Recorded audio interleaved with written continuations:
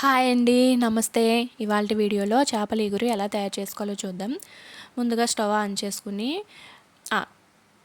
బాండీ పెట్టుకుని 2 స్పూన్ల వరకు ఆయిల్ వేడి చేసుకోవాలి.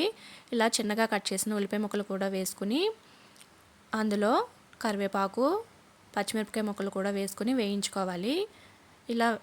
ఈలోగా మనం చేప ముక్కల్ని పసుపు, సాల్ట్ వేసుకుని శుభ్రంగా కడుక్కోవాలి. ఇలా పసుపు, సాల్ట్ వేసుకుని కడుక్కుంటే చేపలు అనేవి నీట్గా క్లీన్ అవుతాయి. ఆ తర్వాత ఈ ఉల్లిపాయ ముక్కల్లో ఇందులో పసుపు, సాల్ట్ వేసుకుని వేయించుకుంటే ఉల్లిపాయలు త్వరగా వేగిపోతాయి. నా వీడియో నచ్చినట్లయితే లైక్ చేయండి, సబ్స్క్రైబ్ చేసుకోండి. ఉల్లిపాయలు లైట్గా వేగిన తర్వాత ఇందులో కారం, అల్లం వెల్లుల్లి పేస్టు, గరం మసాలా పౌడరు, అలాగే జీలకర్ర, ధనియాల పౌడర్ కూడా వేసుకుని ఉల్లిపాయ ముక్కలను బాగా వేయించుకోవాలి.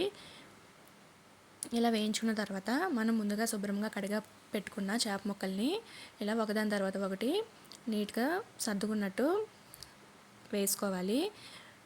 కింద పైన కూడా లో ఫ్లేమ్లో పెట్టుకుని ఉడికించుకోవాలి. ఇలా వేగిన తర్వాత చేప ముక్కలు టర్న్ చేసేటప్పుడు జాగ్రత్తగా టర్న్ చేసుకోండి, లేకపోతే ముక్కలు అనేవి విరిగిపోతాయి. ఇలా వేగిన తర్వాత ఇందులో కొన్ని వాటర్ పోసుకుని ఉడికించుకోవాలి. ఇలా వాటర్ పోయడం వల్ల మసాలాలు అనేవి చేప ముక్కలకు బాగా పడుతుంది.